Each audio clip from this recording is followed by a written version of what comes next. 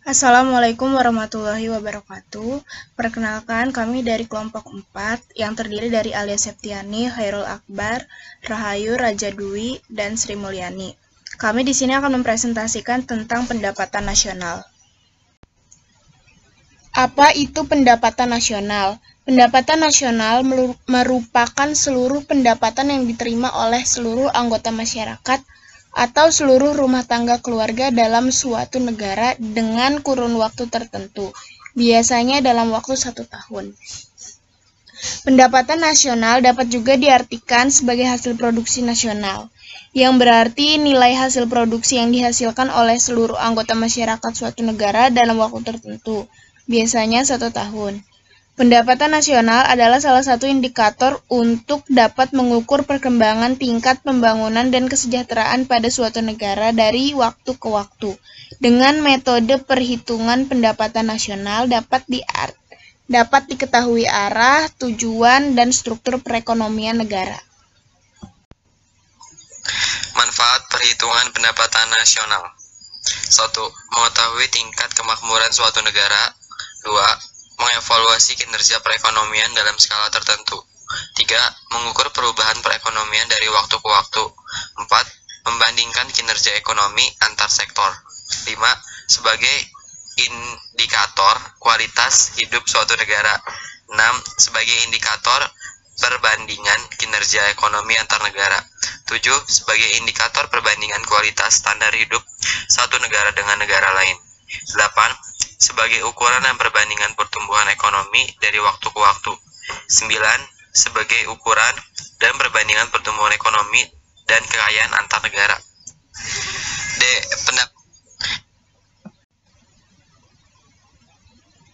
Konsep pendapatan nasional. A. Produk domestik bruto atau GDP. Produk domestik bruto atau gross domestic product merupakan jumlah produk berupa barang dan jasa yang dihasilkan oleh unit-unit produksi di dalam batas jumlah suatu negara atau domestik selama 1 tahun. GDP atau pendapatan masyarakat DN dalam negeri tambah pendapatan asing atau DN. Dalam perhitungan GDP ini termasuk juga barang atau jasa yang dihasilkan oleh perusahaan maupun instansi asing yang terkait, asalkan wilayah yang masih dalam wilayah suatu negara atau domestik tersebut. Contohnya seperti perusahaan X dari Jepang yang mempunyai cabang di Indonesia. Hasil berupa barang dan jasa tersebut termasuk ke dalam GDP. Barang yang dihasilkan termasuk modal yang belum diperhitungkan, maka bersifat bruto atau kotor. D. Produk nasional bruto atau GNP. Produk nasional bruto atau gross national product merupakan nilai produk berupa barang dan jasa yang dihasilkan oleh penduduk suatu negara atau nasional selama 1 tahun, termasuk yang dihasilkan oleh warga negara tersebut yang dihasilkan di luar negeri. Contohnya seperti seorang pria dari Indonesia yang menjual pakaian di Malaysia. Hasil berupa barang dan jasanya termasuk dalam GNP. GNP sama dengan pendapatan WNI-DN tambah pendapatan WNI-LN ke luar negeri dikurang pendapatan asing DN. C. Produk nasional neto atau NNP. NNP sama dengan GNP dikurang depresiasi atau penyusutan barang modal. Penyusutan adalah penggantian barang modal bagi peralatan produksi yang dipakai dalam proses produksi. Umumnya bersifat taksiran sehingga dapat menimbulkan kekeliruan meskipun relatif kecil. D. Pendapatan nasional neto (NNI). Pendapatan nasional neto (Net National Income) merupakan pendapatan yang dihitung menurut jumlah balas jasa yang diterima oleh masyarakat sebagai pemilik faktor produksi. NNI sama dengan NNP. Pajak tidak langsung. Pajak tidak langsung adalah pihak yang bebannya dapat dialihkan kepada pihak lain, seperti pajak hadiah, pajak penjualan, dan lain-lain. E. Pendapat perseorangan.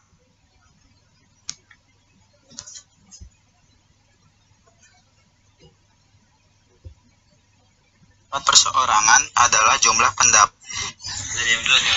E. Pendapat perseorangan Pendapat perseorangan adalah jumlah pendapatan yang diterima oleh setiap orang dalam masyarakat, termasuk pendapatan yang diperoleh tanpa melakukan kegiatan apapun, misalnya gaji seorang pegawai negeri maupun pendapatan pengusaha yang didapatkan secara berantai.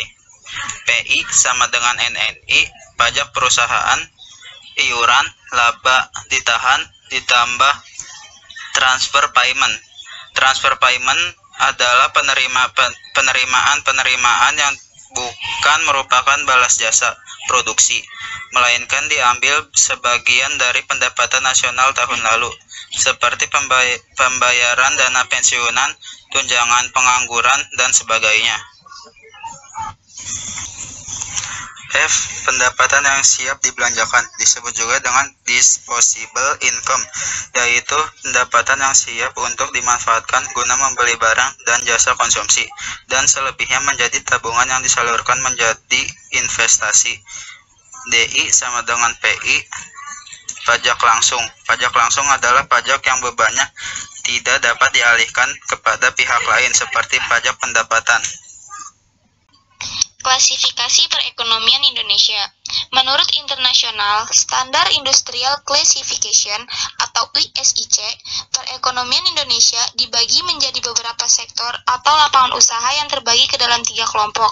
Antara lain, sektor primer. Sektor ini mencangkup kebutuhan pokok rakyat Indonesia pada umumnya, yakni sandang, papan, dan pangan. Sektor ini terdiri dari pertanian, peternakan, kehutanan, dan perikanan, serta pertambangan dan penggalian. Sektor sekunder. Sektor ini adalah sektor yang masih berisi kebutuhan manusia di kehidupan sehari-hari. Meski bukan termasuk kebutuhan pokok, sektor ini terdiri dari industri pengolahan, listrik, air, dan gas. Sektor tersier. Sektor ini adalah sektor yang berisi hal-hal yang bukan kebutuhan pokok, bahkan bisa dikategorikan sebagai kemewahan di kehidupan sehari-hari. Sektor ini terdiri dari perdagangan hotel, restoran, pengangkutan, telekomunikasi, dan jasa lain-lain. Sekian presentasi dari kelompok kami, kurang lebihnya mohon maaf. Wassalamualaikum warahmatullahi wabarakatuh.